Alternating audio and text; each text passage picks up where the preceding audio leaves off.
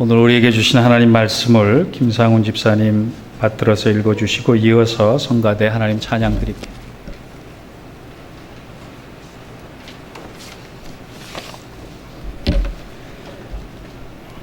제가 오늘 봉독할 하나님의 말씀은 신약성경 에베소서 3장 14절부터 21절까지입니다.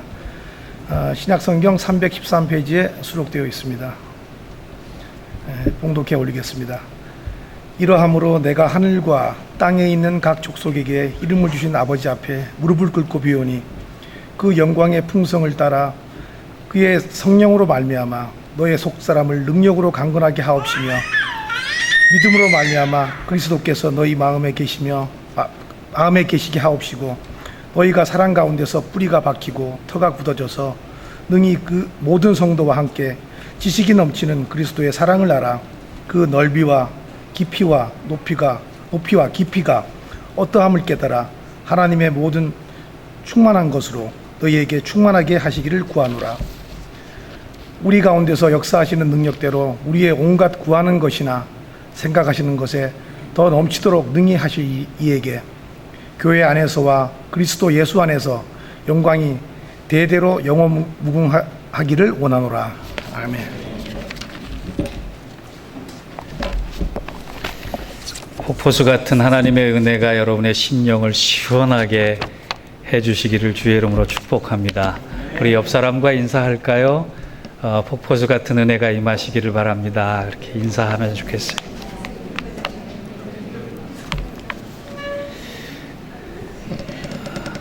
기도의 전성기를 경험하라, 그런 책이 있습니다. 그 책에 보면 이런 대목이 나와요. 시골에서 살다, 지방 도시에서 살다가 서울로 이사 온 집사님 한 분이 자기 교회와 비슷한 규모의 교회를 찾아서 다니다가 한 곳을 정하고 1년을 다녔습니다. 그리고 1년째 되는 날 목사님을 찾아와서 그렇게 고백합니다. 목사님, 제가 이제 이 교회에 뼈를 묻겠습니다. 그리고 지난 1년 동안 등록하지 않고 다녔지만 제가 그 이유가 한 가지가 있어서 그랬습니다. 이제는 결단해서 이 교회를 위해 평생을 섬기겠습니다. 제가 이전에 다니던 교회가 지금 교회와 비슷한 사이즈였고 목사님의 연배도 목사님의 목회 철학도 교회 운영 방식도 또 심지어는 말씀의 내용까지도 비슷했었습니다. 그런데 이상하게 지난번 다니던 교회는 여러 번 위기가 있었습니다. 그래서 교회가 성장하지 못했고 마음에 큰 상처를 받아서 많은 성도들이 떠난 상황을 보고 제가 이사 왔습니다. 그런데 그와 비슷한 교회를 1년간 다니다가 제가 그토록 사랑했던 교회가 지금 이 교회와 무슨 차이가 있을까? 비슷한 사이즈, 비슷한 그 내용들, 비슷한 목사님이 계시는데 한 교회는 쇠퇴하고 한 교회는 성장하는 이유가 뭘까? 그것이 잘못 궁금했고 그 차이를 1년 동안 연구하다 보니까 한 가지 결론에 이르게 됐습니다. 그 차이는 지난번 제가 섬기던 교회에는 기도에 전념하는 성도들이 없었던 반면에 지금 이 교회는 교회를 위해 기도에 전념하는 성도들이 많다라고 하는 것입니다. 기도가 두 교회의 차이였습니다. 이렇게 이야기하는 대목이 나와요. 저는 이거를 읽고 충격도 받았고 희망도 가졌습니다. 하나님께 동일하게 예배드리는 그 교회 가운데 어떤 교회가 하나님 기뻐하실까? 어떤 교회가 더 생명력이 있을까? 어떤 교회가 더 성령 충만할까? 그것의 가장 중요한 요소가 기도 가운데 있다라고 하는 거예요. 여러분, 그리스도인의 삶의 능력이 세상과 다를 수 있는 중요한 요인 중에 하나가 기도입니다. 우리는 어떤 일이 생기면 원인을 탐구하고 분석하고 계산하고 정리하려고 합니다. 그런데 그 속에서 어떤 해답을 찾아도 그 해답을 가지고 해결하는 데는 한계가 있대요. 그러나 기도는 한계가 없는 하나님의 능력입니다. 구약 성경의 요나서를 보면은요, 요나 선지자가 아주 탁월한 사람입니다. 나름 제법 똑똑한 사람이었을 것 같아요. 왜냐하면 하나님께서 다른 사람에게 맡기지 않았던 이방 선교를 처음으로 맡겼기 때문에 그렇습니다. 그 정도로 능력 있는 사람이에요. 그런데 그가 하나님께서 이방 선교를 딱 맡겼는데 생각해 보니까 이거 별 실효성도 없고 별로 남는 것도 없고 해봤자 재미도 없는 것 같아서 택한 게 36개 주랭랑입니다. 그러다가 큰 물고기 뱃속에 갇혀서 아무것도 할 수 없는 사람이 됩니다.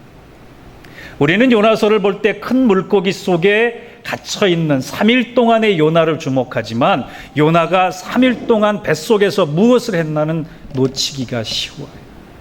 요나서 2장 1절에 보면 요나가 물고기 뱃속에 갇힌 다음에 제일 먼저 한 것이 하나님께 기도하기 시작했대요. 그 전까지 그는 그의 머리를 믿고 살았던 사람입니다. 그가 계산대로 했던 사람입니다. 그가 문제를 분석했던 사람이에요. 그런데 더 중요한 것은 그가 자기 한계, 자기가 넘어설 수 없는 문제에 부닥쳤을 때 다행스럽게 기도하기 시작했대요. 기도하자마자 그가 또 다르게 한 것이 감사입니다. 그가 기도하고 감사하자 물고기가 그를 물 밖으로 토해내기 시작해요. 여러분 3일의 시간이 차서가 그런 것이 아니에요.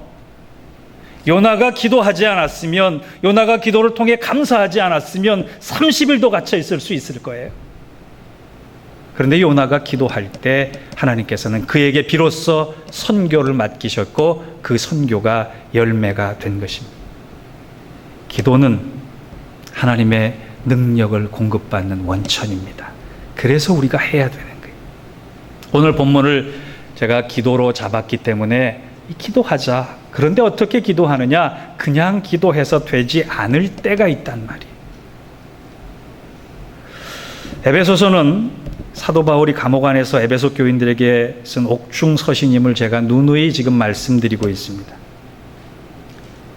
그런데 왜 옥중, 감옥에 갇혀서 사도 바울은 에베소 교인들에게 편지를 썼을까? 사도 바울이요, 에베소 교회에 굉장한 애정을 가졌던 사람입니다. 다른 교회가 보면 좀 샘나도록 에베소 교회에 특별한 애정을 가졌어요. 여러분도 여러분 고향 같은 교회에 지금도 애정 가지고 계시지요? 그 이유를 어떻게 아느냐 하면 에베소 교회를 위해 3년간이나 목회를 합니다. 사도 바울처럼 선교하기 좋아하면서 돌아다니기 좋아하는 사람이 3년 동안 한 곳에서 머물러서 목회를 한다라고 하는 건 이 대단한 일입니다. 그만큼 사랑했어요. 또 그 3년 동안 목회하면서 2년 동안 특별한 제자들을 양육해서 기르기를 원했습니다. 그런가 하면 사도 바울이 3차 선교 여행을 다니던 중에 지금 모교회인 예루살렘 교회가 재정적으로 큰 위기에 봉착했다는 얘기를 듣고 각 교회에 우리 예루살렘 교회를 돕자, 우리의 모교회인 예루살렘 교회를 위해 헌금하라. 그렇게 해서 교회들이 십시일반 모아서 일정한 헌금을 모았는데 이제 그것을 가지고 예루살렘 교회에 하루속히 가서 예루살렘 교회가 당한 이 재정적인 위기를 넘겨야 되는데 가는 길에 한 가지 일을 합니다. 밀라노 지방에 이르렀을 때 예루살렘으로 하루라도 더 빨리 가야 하는데도 불구하고 사도 바울이 에베소 교회의 장로님들을 따로 불러요. 그래서 이런 얘기를 합니다. 사도행전 20장 24절에 보면 내가 이제 로마로 가서 곧 순교를 당할 수 있을 것 같다. 그런데 나의 삶을 돌아보니까 나의 달려갈 길과 주 예수께 받은 사명 곧 하나님의 은혜의 복음을 증거하는 일을 마치려 하면은 나의 생명을 조금 더 귀한 것으로 여기지 않겠다라고 하는 이 주옥 같은 고백을 에베소 교회 장로들에게 하는 거예요. 여러분, 제가 아무래도요 마지막 유언을 남길 것 같다 그러면 아무나 불러서 지나가는 사람 붙잡고 이렇게 얘기할 것 같지 않아요. 가장 사랑하는 사람들을 불러서 얘기할 것 같아요. 사도 바울은 그만큼 에베소 교회를 사랑했다는 거예요. 그 마음을 에베소 교회 교인들이 알기 때문에 오늘 에베소 교인들을 향한 에베소서 편지를 받아보고 감사하고 감격하는 마음으로 그 편지를 읽어가는 중에 에베소 교인들에게 너무나 충격적인 한 문장이 오늘 본문을 통해 다가옵니다. 순교를 앞둔 한 늙은 노인이 에베소 교인들을 향해 지금 로마가 캄캄하고 차디찬 곳에서 기도를 하고 있는데, 간절히 기도하고 있는데 그냥 기도하는 것이 아니라 무릎을 꿇고 기도하고 있었다고 얘기하는 거예요. 15절에 보니까 이러므로 내가 하늘과 땅에 있는 각 족속에게 이름을 주신 아버지 앞에 무릎을 꿇고 비노니. 여러분, 이 얘기가 우리는 그냥 일반적으로 받아들일 수 있는 얘기예요. 그런데 유대인에게 있어서 이 무릎을 꿇고 기도하고 있다는 얘기는 깜짝 놀랄 얘기예요. 왠지 아세요? 유대인들은 무릎 꿇고 기도하는 일이 없기 때문이에요.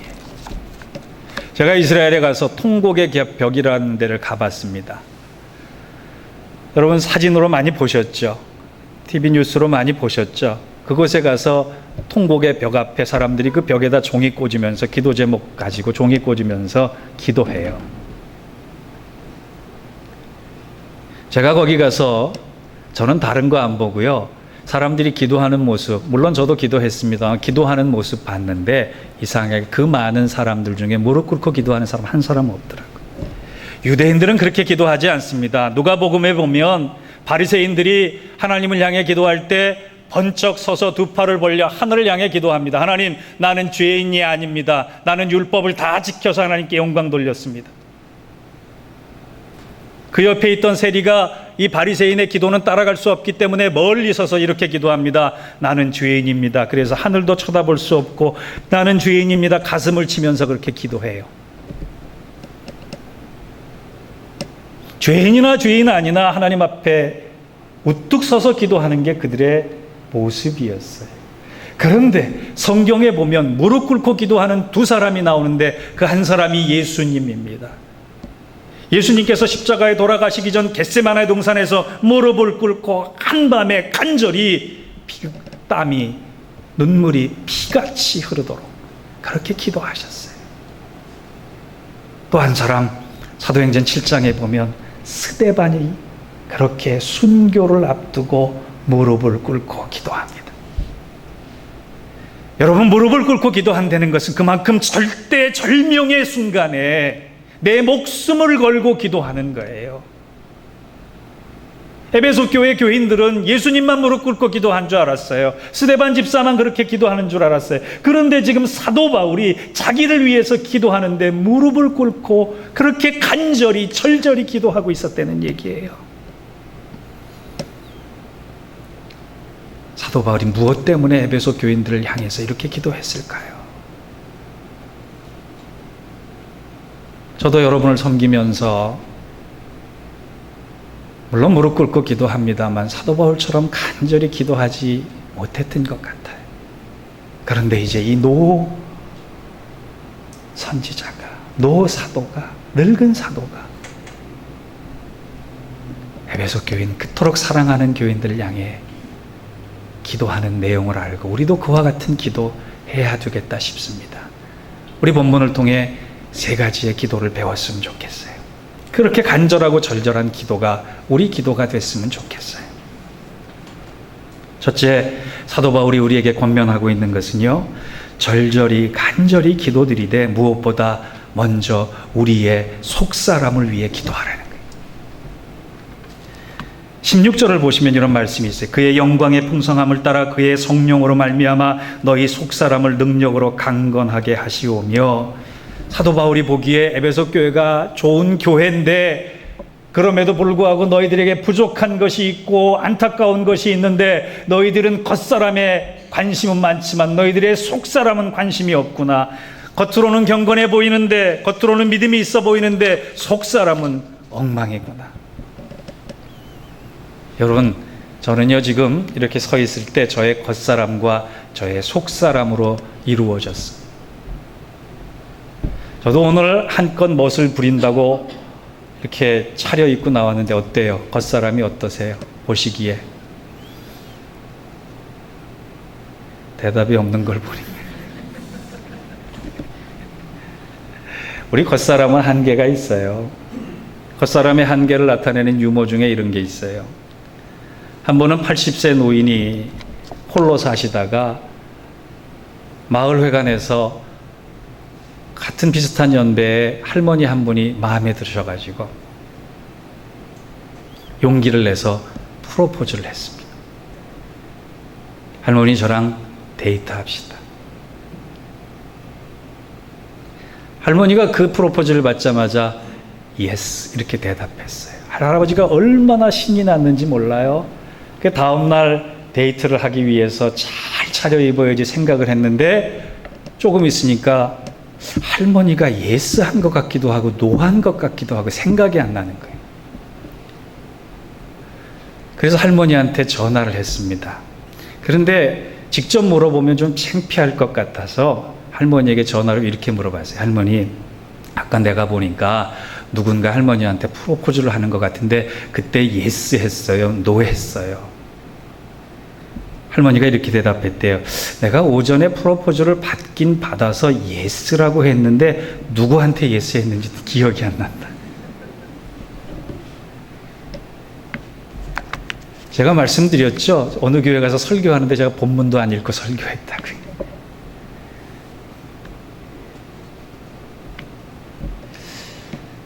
우리가 나이는 많아져 가는데 겉사람은 후패해 가는데 우리의 속사람은 어떤지 한번 점검해 볼 필요 있습니다. 우리가 드리는 기도의 내용을 한번 잘 들여다보세요. 저와 여러분이 드리는 기도 중에 그것이 겉사람을 위한 기도입니까? 속사람을 위한 기도입니까? 육을 위한 기도입니까? 영을 위한 기도입니까? 여러분, 기도를 면밀히 한번 분석해 보세요.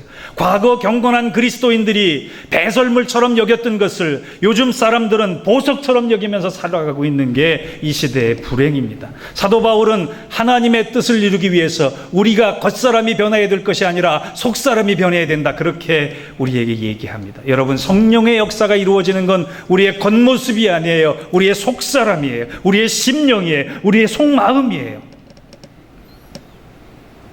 우리가 세상의 유혹과 정욕과 사단의 간계함을 이길 수 있는 힘은 우리가 속사람이 강건해져서 흔들리지 않아야 합니다.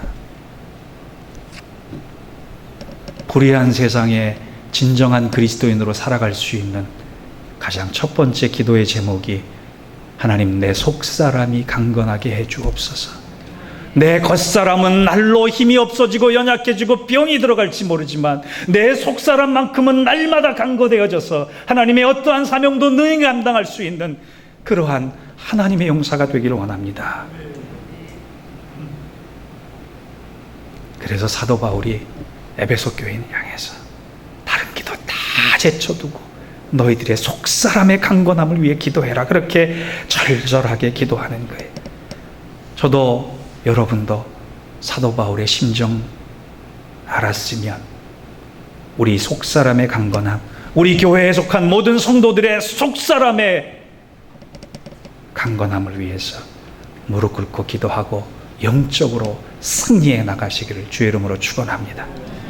두 번째, 사도 바울의 절절한 기도는요, 주님께서 내 마음을 다스려 주옵소서, 이렇게 기도하려는 거예요. 17절을 보니까 믿음으로 말미암아 그리스도께서 너희 마음에 계시게 하옵시고 너희가 사랑 가운데 뿌리가 박히고 터가 굳어져서. 여러분, 그리스도가 내 마음을 다스리지 못하면 겉경건과 속경건의 사이에서 우리는 변장을 할 수는 있어도 변화는 안 되는 거예요. 여러분, 지난 일주일 동안에 여러분의 삶 속에 가장 힘든 게 뭐였습니까? 어떤 사람은 아이 방학했으니까 아이 돌보는 거, 어떤 사람은 생업의 현장에서 돈 버는 거, 어떤 사람은 삼시세끼 밥 먹는 거, 어떤 사람은 기도하고 성경 보는 거, 어떤 사람은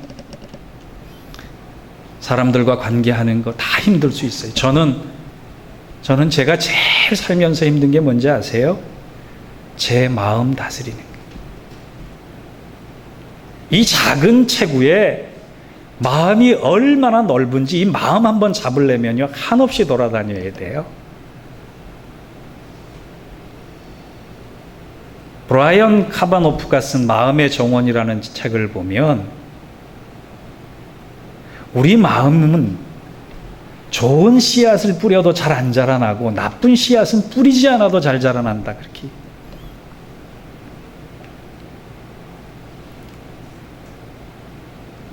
오대식 목사님이 쓴 골리앗 세상에서 다윗으로 살기라는 책이 있는데 그중에 한국교회 교인들의 잘못된 신앙관행이 13가지가 있다 이렇게 얘기합니다. 첫째, 경건의 모양만 있다. 둘째, 거대하고 힘이 센 골리앗에 더 열광하고 작고 어린 다윗은 거들떠 보지도 않는다. 셋째, 과부의 2랩돈 헌금을 무시하고 비웃는다. 넷째, 깨끗한 그릇은 관심이 없고 근그릇과 은그릇만 되기를 사모한다. 다섯째, 날마다 형식적인 예배, 조는 예배, 구경하는 예배, 죽은 제사를 하나님 앞에 드린다. 여섯째, 더 큰 은사인 사랑을 작게 여기고 작은 은사인 방언은 더 크게 여긴다. 일곱째, 풍요와 쾌락의 상징인 바알을 경배한다. 여덟째, 서로 시기하고 질투하며 남의 발꿈치를 밟으며 산다. 아홉 번째, 교회 다니면서 여전히 사주팔자를 믿는다. 10번째, 입으로만 주여 주여 하지 진정으로 예수님을 주님이라고 여기지 않는다. 11번째, 은밀한 죄를 버리지 않고 어둠의 자식들로 살아간다. 12번째, 교회에서도 약육강식의 진화론을 따라 산다. 13번째, 기도를 해도 하나님께 비는 것이 아니라 천지신명께 자기 소원만을 빌어가는 것처럼 빈다. 저는 그 책을 읽으면서 이런 생각이 들었어요. 옛날에는 다윗과 골리앗이 분명했어요. 다윗은 하나님의 이름으로, 골리앗은 자기의 능력으로. 그런데 요즘 시대는 골리앗과 다윗이 구분되지 않는 시대라는 거예요. 여러분 혹시 우리 교회 들어오시다가 이 성공의 목사님 가끔 보시죠? 젊은 분인데 아주 훤칠하게 잘생겼습니다. 이분이 어머니가 필리핀 분이에요. 그래서 그런지 에이시언에 대한 애정이 있어요. 저한테 얼마나 잘해주는지 몰라요. 제가 예식을 할 때 입는 옷이 목사 가운입니다. 목사 가운만으로도 부족해서 사람들은 이 3줄 그려진 목사 가운 입어야지만 진짜 목사다 그렇게 얘기들 할 정도로 좀 그렇게 됐어요. 그런데 평상시 성공회에서 예배를 드릴 때 이 목사님이 입는 옷이 알부라고 하는 사제복이에요. 그 알부가 뭐냐 하면 수의예요. 수의. 우리로 말하면 통치마처럼 입는 거예요. 거기에 줄 하나 묶는 겁니다. 이 목사님들은 이거 평상시에 입고 무슨 특별한 예전이 있으면 다른 그 복장으로 갈아입는데 천주교처럼요. 그런데 거기 그 알부의 그 옷에는 굉장히 깊은 뜻이 있어요. 그게 타락이 됐기 때문에 이제 켈빈이나 루터가 나중에 이 목사 가운을 만들긴 했습니다만 이 알부가 수의예요. 수의. 우리 한국 수의를 뭘로 만들죠? 예, 그런 거예요. 그런 옷이에요. 여름엔 좀 시원할지 모르겠습니다. 목사님들이 돌아가시면 그 옷 그대로 입고 관에 들어갑니다. 예배를 드릴 때마다 내가 죽음을 표시하기 위해서 알부를 입는 거예요. 굉장히 성서적이라는 생각이 들어요. 겉사람은 죽어 썩어져도 속사람은 영원한 생명을 가지고 살기 때문에 여러분, 내가 죽은 상황에, 내가 없어진 상황에 주님께서 내 안에서 살아갈 수 있도록 나를 내어 맡기는 것, 그것이 신앙이에요. 우리의 문제는 뭐냐? 예수님이 필요할 때만 나를 방문해 달라고 요청하는 거예요. 내가 위로가 필요하면 주님 나 한번 찾아오셔서 나 위로해 주세요. 예수님, 내가 힘이 빠졌기 때문에 내가 힘이 필요하니 나 한번 찾아오셔서 나에게 힘 주세요. 예수님이 내 삶의 24시간 주인 되어 주시는 것을 저도 부담스럽게 생각하고 여러분도 부담스럽게 생각하는 거예요. 필요할 때만 방문해 주세요. 필요할 때만 와서 주무세요. 필요할 때만 와서 해결해 주세요. 그것이 우리 신앙이라는 말이에요. 그러니 우리 신앙에 능력이 없는 겁니다. 에베소서에 나오는 이 풍성함과 충만함의 주제는 다른 데 있지 않아요. 주님이 손님이 아니라 주님이 내 마음의 주인 될 때 이루어지는 거예요. 이 놀라운 일들이 저와 여러분에게 있기를 축원합니다. 세 번째, 마지막 간절한 기도의 제목이 뭐냐? 내 지식을 넘어선 그리스도의 사랑을 구체적으로 알게 해달라는 거예요. 사도 바울이 지금 에베소 교인들을 향해서 너희가 기도하라. 어떻게 기도하냐? 내 지식을 넘어선 그리스도의 사랑을 체험하게 해달라, 알게 해달라고 하는. 그래서 18절 19절에서 이렇게 말씀합니다. 능히 모든 성도가 함께 지식에 넘치는 그리스도의 사랑을 알고 그 너비와 길이와 높이와 길이가 어떠함을 깨달아 하나님의 모든 충만하신 것으로 너희에게 충만하게 하시기를 원하노라. 오늘 그 제자의 길 수료식을 하는데 5기 수료식을 했습니다. 뭐 여자 남자 구분해서 따지면 한 10기쯤 되는데요. 한 3기쯤 할 때 제가 어떤 분에게 이런 제안을 했어요. 제자의 길 훈련 받으시지요. 그랬더니 그분이 더 이상 제가 말씀을 못 붙이도록 그렇게 만들더라고요. 목사님, 그런 것 다 해봐서 다 알아요. 그러죠. 어떤 분들이 하나님의 사랑에 대해서, 지식에 대해서 좀 알자라고 그렇게 말씀하면 바빠 죽겠는데, 여러분, 목사님, 나중에 여유 있을 때 하십시다. 안정되거든 하십시다. 그러신 분들도 계세요. 여러분, 안정되고 여유 생길 때 우리 인생에 절대 안 옵니다. 우린 죽을 때까지 쫓기면서 살아갈도록 그렇게 요즘 세상이 그런 것 같아요. 여러분의 지식이, 여러분이 알고 계신 것이 여러분을 자유하게 합니까? 여러분이 성경 공부한 것이 하나님의 뜻을 다 알고 있어서 그것을 감당할 수 있다고 자부하십니까? 지금 여러분이 알고 있는 것으로 만족하지 않으셨으면 좋겠어요. 하나님의 이 신비로운 삶의 세계가 내가 노력하고 눈물로 기도하고 그렇게 묵상해도 다 깨우칠 수 없는 게 우리의 한계인데, 내가 알고 있다고 생각하는 순간 내 지난 시간은 무력해집니다. 간증은 어제의 간증이 중요한 것이 아니라 오늘의 간증이 중요한 것이. 그러기 위해서는 내가 더 알아야 해요. 하나님의 말씀을 묵상하세요. 하나님의 말씀을 붙잡고 씨름하세요. 하나님의 말씀을 경청하세요. 하나님의 말씀을 붙잡고 이 말씀 속에 내가 원하는 하나님의 뜻이 무엇인가라고 하는 것을 깨닫기 위해 노력하세요. 그래도 우린 몰라요. 그래도 우린 다 깨우칠 수 없어요. 그래서 사도 바울이 뭐라고 얘기하느냐? 너희들이 아무리 노력해도 이 알 수 없는 사랑은 나의 지식을 넘어서는 사랑이다. 지식에 넘치는 사랑이다. 이렇게 얘기하는. 그러면서 이렇게 얘기합니다. 하나님의 사랑은 넓이가 있다 얘기해요. 온 세상을 품을 것만큼 넓다. 그리고 하나님의 사랑은 길이가 있다 얘기해요. 그 길이가 어떤 길이냐? 끝이 없는 길이어서 끊을 수 없는 길이, 끝이 없는 길이, 나는 도저히 측량할 수 없는 길이, 그 길이가 있다. 그리고 하나님의 사랑은 깊이가 있다. 어떤 깊이냐? 나를 위해 죽으셨는데 그 죽음이 무덤까지, 지옥까지 내려갈 수 있는 가장 낮은 곳까지 임한 깊은 사랑이다. 또 하나, 하나님의 사랑은 높이가 있다. 천하고 천한 우리를 하나님의 자녀로 복원시키시고 하나님의 우편에 앉아 계시게 할 만큼 나를 높여주시고 동등한 권세를 허락하시겠다. 여러분, 그 사랑 아세요? 그 사랑에 감격해 보셨어요?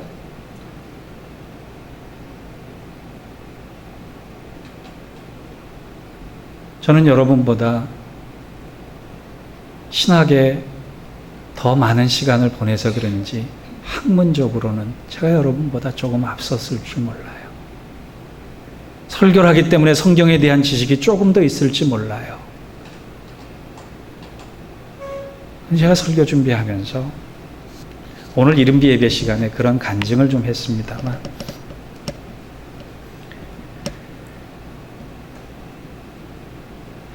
제가 제 지식을 가지고 하나님을 한계 짓고 있구나, 제한하고 있구나, 이런 생각을 했어요. 제 지식으로 여러분에게 하나님을 설명하려고 하니까 생명의 역사가 안 일어나는구나. 저는 한 주간 참 많이 회개했습니다.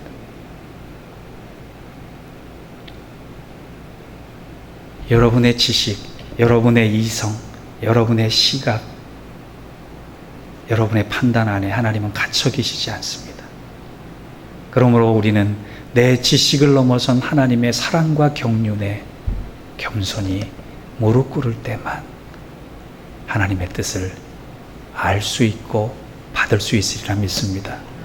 어느 교회 장로님이요, 암으로 투병 중일 때 그 교회 목사님께서 그분 병상에 가서 에드워드 페이슨이라고 하는 미국 목사님의 글을 하나 읽어드렸대요. 그 목사님도 병들어서 돌아가시면서 자기 누님한테 이런 편지를 남긴 거예요. 그 에드워드 페이슨 목사님은 44세가 되어서 비교적 일찍 하나님의 부르심을 받았습니다. 그분이 죽기 전에 자기 누님한테 이런 편지를 보냈어요. 하나님은 내가 받을 축복을 하나씩 차례로 빼앗아 가셨습니다. 그러나 모든 것이 다 사라지고 없어졌을 때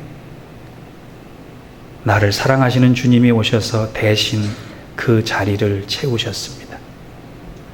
비록 지금 나는 불구가 되어 움직일 수 없는 사람이지만 내 생애에 있어서 그 어느 때보다도 더 행복합니다.